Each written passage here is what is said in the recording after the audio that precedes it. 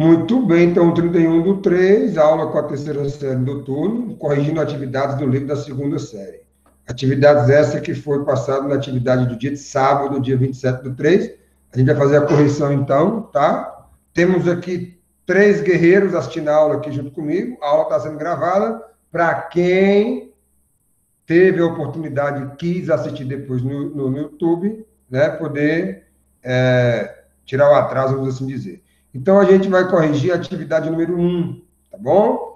Que diz o seguinte: vários micro-organismos patogênicos podem ser cultivados em laboratório, em condições especiais, denominada meio de cultura, isto é, um meio sólido ou líquido com nutrientes, açúcares, gorduras e proteínas, adequado ao micro-organismo que se multiplica e pode ser estudado.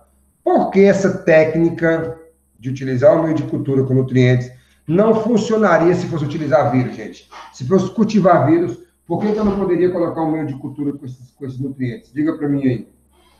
O que vocês acham?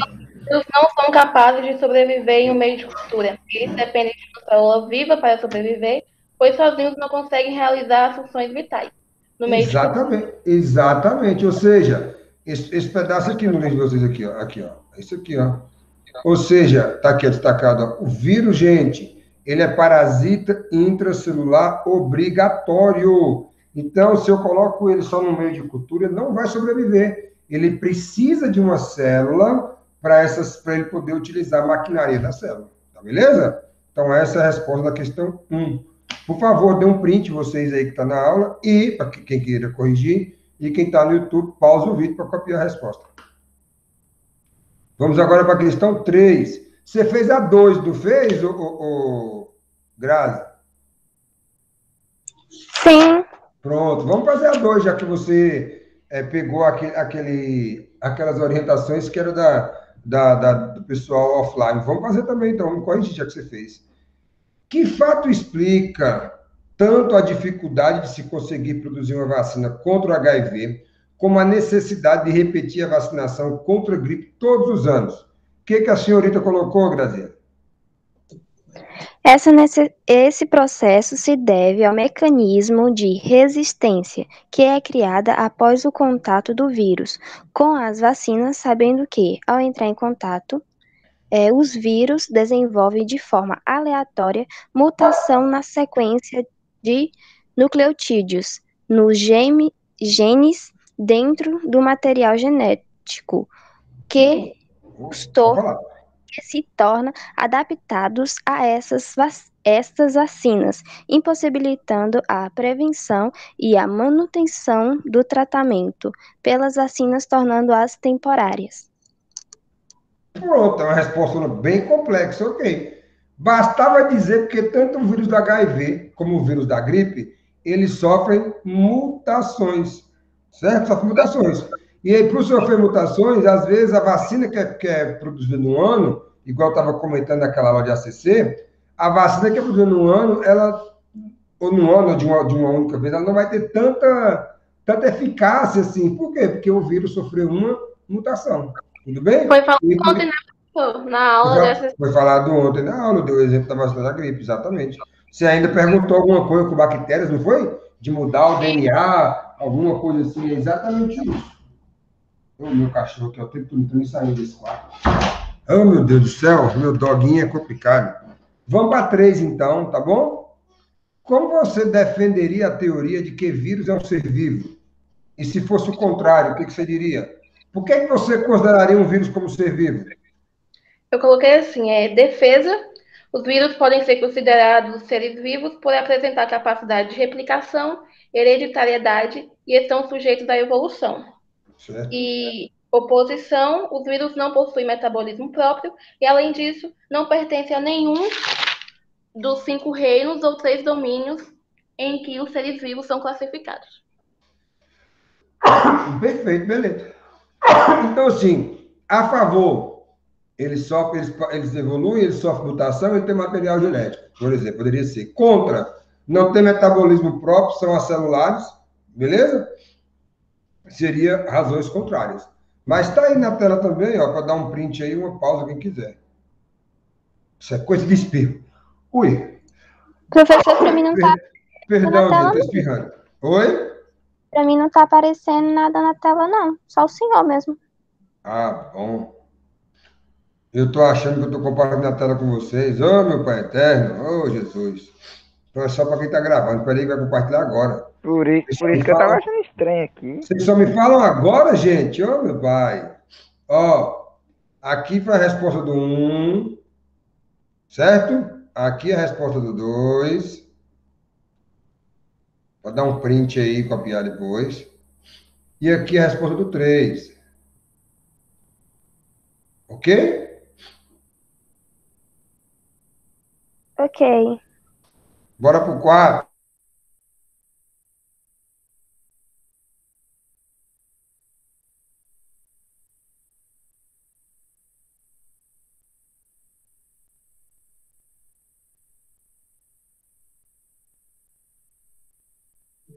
Só pra mim que travou? Ele Não, no desligou. meu também.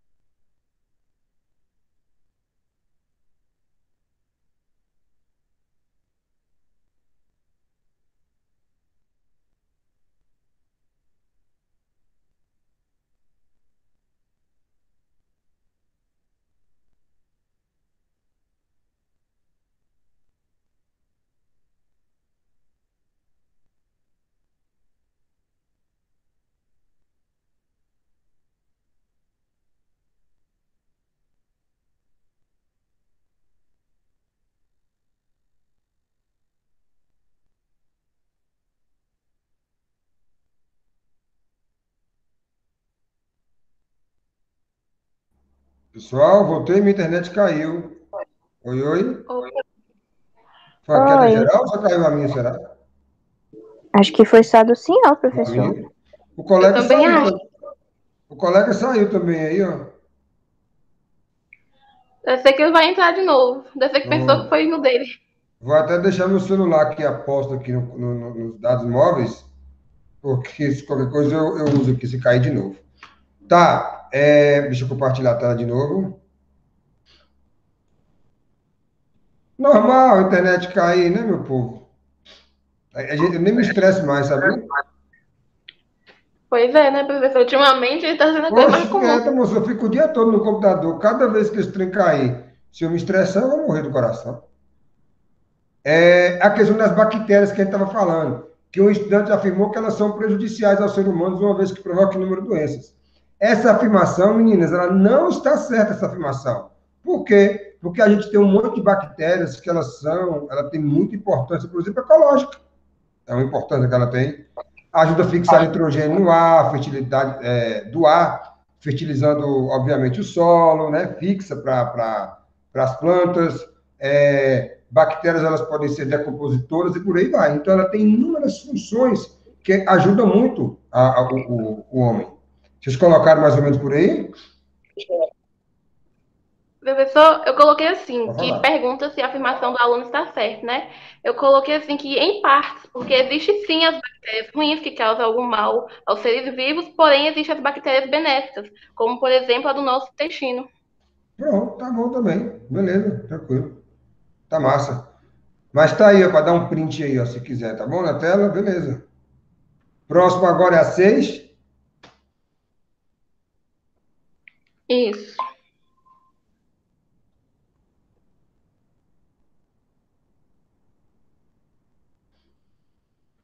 Bactérias sensíveis à penicilina foram cultivadas no mesmo meio de cultura que bactérias resistentes a essa substância. Após certo tempo, alguns indivíduos do grupo sensível tinham se tornado resistentes.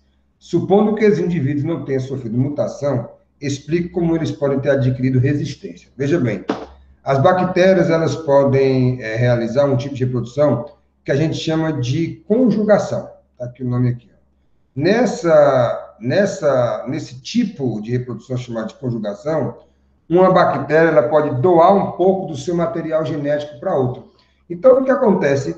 Quando utilizou ali o antibiótico, você matou um monte de bactérias, obviamente matou um monte das mais frágeis primeiro, ficando essas mais resistentes. O que pode ter acontecido é que essas resistentes podem ter, através desse processo de conjugação, passar um pouco do seu material genético para outra bactéria, correto? Fazendo com que essa outra, que antes era fraca, se tornasse resistente ao antibiótico. Tudo bem? Então, está aqui a resposta aqui do livro. Ó. A bactéria resistente pode ter passado o gene responsável pela resistência para a bactéria sensível por conjugação. Como é que vocês colocaram? Houve transferência de um plasmicídio contendo o gene de resistência de uma bactéria resistente para a bactéria sensível. Exatamente. Plasmídio é a parte do DNA circular, tá bom? O nome do negócio é plasmídio. Exatamente. Há uma transferência. A gente vai ter uma bactéria doadora, no caso a resistente, e vai ter a bactéria receptora, que é aquela que não apresentava resistência. Perfeito, é isso aí mesmo. Vamos para 9, não é isso? Isso. 9. Cientistas criaram em laboratório um bacteriófago, no caso um fago que vai se alimentar, composto que possui a cápsula proteica de um fago T2 e o DNA de um fago T4. Esse bacteriófago. Após esse bacteriófago composto infectar uma bactéria, os fagos produzidos terão a cápsula proteica de qual dos fagos e o DNA será de qual deles? Justifique sua resposta. Vamos lá para a resposta para vocês verem que aí é nenhuma respostinha só, certo? Olha bem, a DNA vai ser do T4, pois o DNA desse fago penetra na célula e comanda a síntese de uma cápsula idêntica a ele. Quem que está vendo aqui nessa questão, gente? Ó, que possui cápsula proteica de um T2 e o DNA é de um T4. O que vai acontecer é que quando esse bacteriófago ele vai infectar uma célula, ele lança seu DNA lá dentro. Deixa eu ver se eu acho aqui uma imagem aqui no meio de vocês. E ao lançar o DNA lá dentro, obviamente que ele vai lançar o DNA do T4. Aqui, ó. Aqui nesse desenho. Ele chega, lança seu dentro. Correto? Lança dentro. Ao lançar esse material genético aqui dentro, a célula agora vai começar a produzir novas estruturas daquele que doou o DNA. E no caso aqui do nosso exemplo, quem está doando o DNA é o T4. O T2 é apenas aquela cápsula que está de fora. Dentro é o material genético desse T4. Então, a resposta é a cápsula e o DNA do novo é tudo do T4. Por quê? Porque foi ele que doou o material genético, foi ele que doou o DNA para isso. Entendidos? Sim. Muito bem. Vamos para 10.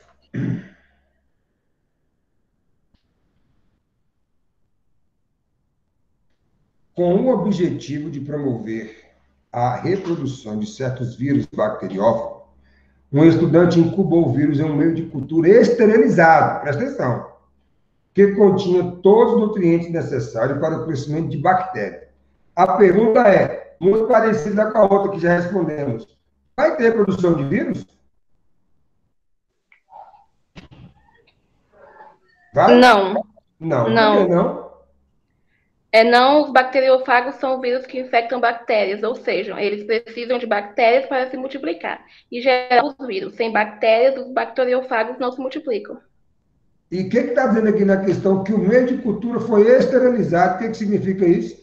Qualquer tipo de célula, de micro-organismo que tinha ali, foi pro pau. Já era. Esterilizou. Então, eu só vou ter um meio de cultura cheio de nutrientes, e a gente sabe que vírus, eles obrigatoriamente precisam de uma célula para ele conseguir seu processo de multiplicação.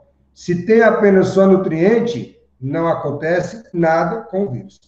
Beleza? Ok. Tranquilo essa, né?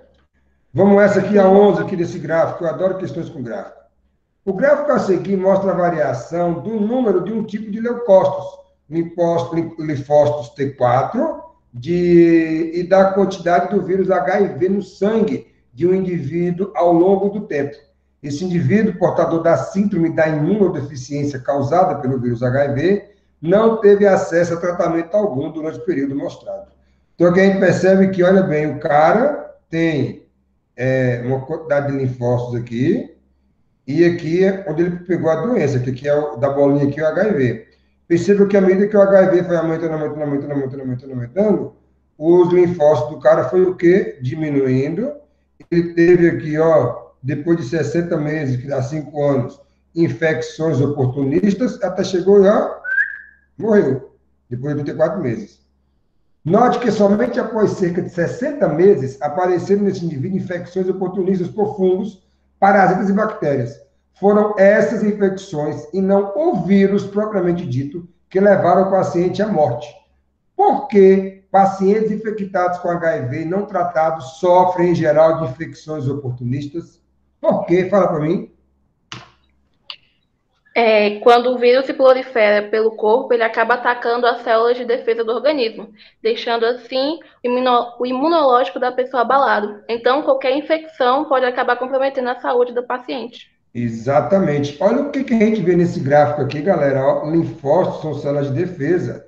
À medida que o vírus aumenta, os linfócitos o quê? Diminuem. Então, a pessoa perde o quê? Sua defesa, né? E aí, se ele não tem células de defesa, infecções oportunistas podem infectar o corpo do indivíduo. Beleza? Tá aí a resposta também, ó, para dar um print ou uma pausa, se quiser. Tá bom? Ok. Então, quem estiver assistindo pelo YouTube, bora que bora. A 11, né, meu povo? Não, a 11 foi o que a gente fez agora. A 13. Isso. Ebola já matou 3.439 na África, diz a OMS. O vírus Ebola matou 3.439 pessoas no oeste da África, de um total de 7.478 casos registrados em 5 países: Serra Leoa, Guiné, Libéria, Nigéria e Senegal. Segundo o último balanço da Organização Mundial da Saúde, OMS, realizado até 1º de outubro, divulgado nessa sexta, em Genebra, a epidemia, a mais grave desde que o vírus foi identificado em 76, teve início na Guiné, no fim de dezembro de 2013. Desde então, foram registrados 2.069 mortos, entre 3.834 casos na Libéria, o país mais afetado.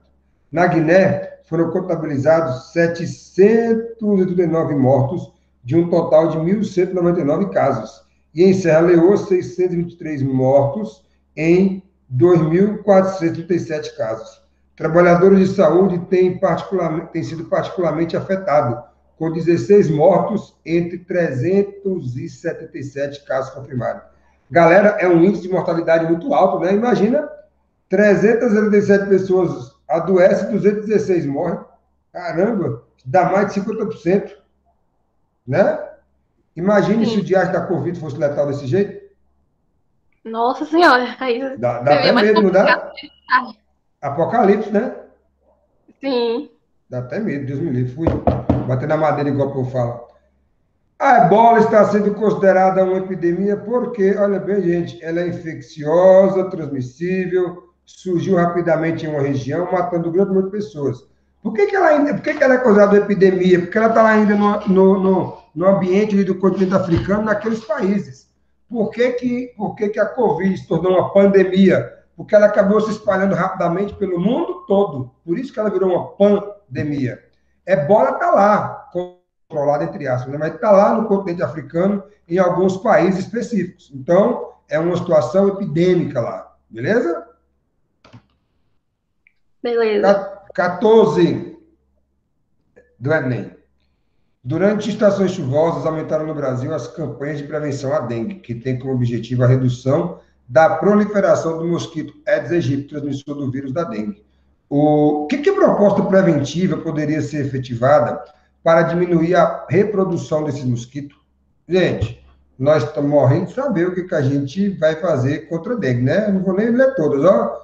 Remover recipientes que possam acumular água, porque as larvas do mosquito se desenvolvem nesse meio. Fato. né? A gente está morrendo de saber, todo ano a gente vê sobre dengue, a mesma coisa, vira e mexe, está cheio de caso de dengue. Minha esposa teve dengue aqui em casa. Pegou dengue, você vê. Acontece, né? Acontece. Acontece, é Às vezes complicado. E fica, mas não cuida. dengue mata, gente. Dengue mata. Tem que ter todo cuidado do mundo, que dengue não é brincadeira. 17. Decorridos mais de 50 anos do uso de antibióticos, a tuberculose figura, neste final de século, como uma das doenças mais letais. Isso se deve ao fato de os bacilos terem se tornado resistentes ao antibiótico usado para combatê-los. Considerando que a resistência de uma população de bactérias a um antibiótico é resultado de uma mutação ao acaso e que a taxa de mutação espontânea é muito baixa, foi proposto o uso simultâneo de diferentes antibióticos para o tratamento de doentes com tuberculose. Com relação a esse procedimento, foram levantados os seguintes argumentos. O tratamento não será efetivo para o paciente, uma vez que a resistência a antibiótico não é reversível. Não, claro que é. É reversível, sim. Você muda o antibiótico, faz qualquer coisa, não tem isso não, falso.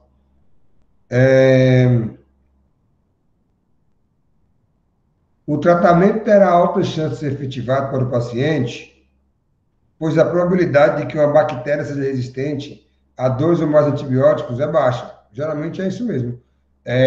Um antibiótico está dando efeito, bota um antibiótico mais forte.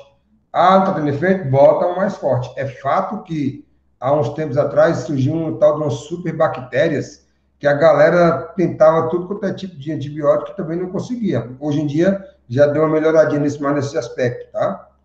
3. O tratamento poderá apresentar risco para a população, pois poderá selecionar linhagens bacterianas altamente resistentes a antibióticos. Verdade também. Você seleciona aquelas mais resistentes. Então, por isso, quando a gente vai tomar um antibiótico, galera, é necessária uma prescrição médica, tá? Para poder, obviamente, a gente saber que o antibiótico serve para tal coisa e, principalmente, a questão de dosagem. Quanto e por quanto tempo eu vou tomar? É importante isso, tá bom? Então, a resposta correta, letra E. 18. Oi, pois No não? 17 é aquele negócio, né, professor? Nada é 100%. Do mesmo jeito que tem a chance do tratamento ser bom, por ser efetivo, também tem a chance de Sim. ocorrer riscos, né? Exatamente. E se a gente não fizer direito, aí que é pior mesmo. Os números de casos de dengue do Brasil em 2015 são 240% maiores em relação ao mesmo período do ano passado. Em média, 251 brasileiros contraem dengue por dia.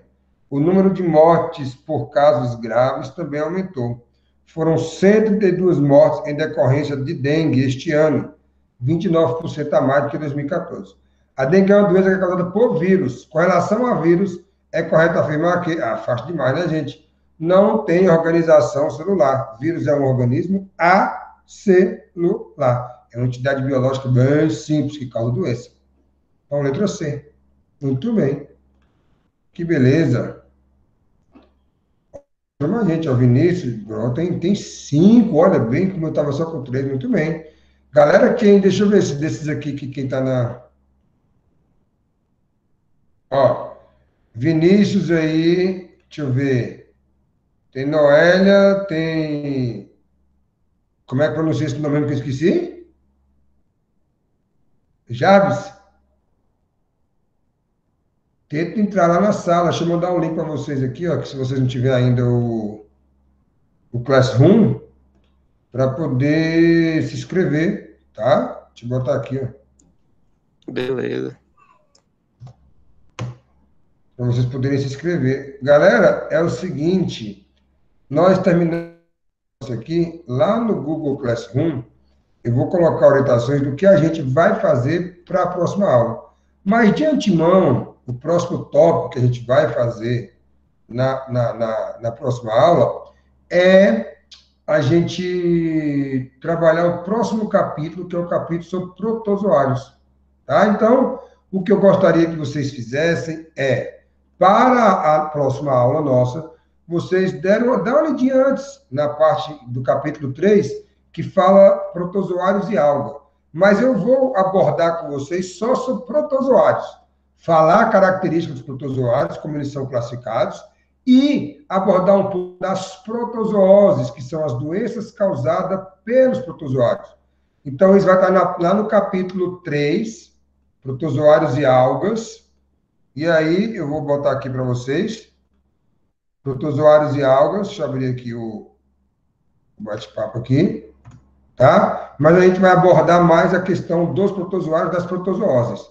E aí, na próxima aula, isso nós vamos fazer hoje. Então, essa outra aula que nós temos hoje, porque já são 2 aulas todo dia, é nessa pegada, para vocês poderem se preparar, estudar, ver as doenças, chegarem com dúvidas, para que na próxima aula eu explique sobre o conteúdo e possa sanar as dúvidas que vocês tiverem. Certinho? Ok. Deixa eu pegar aqui a chamada de vocês. Deixa eu ver aqui se carregou aqui a lista de presença.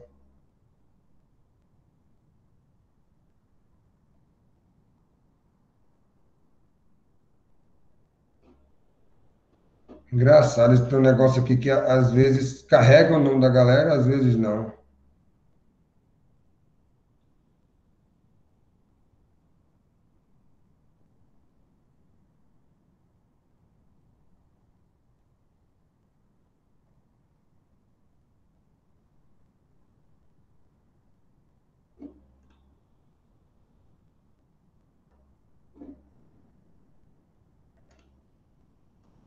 Já era para eu ter feito e esqueci.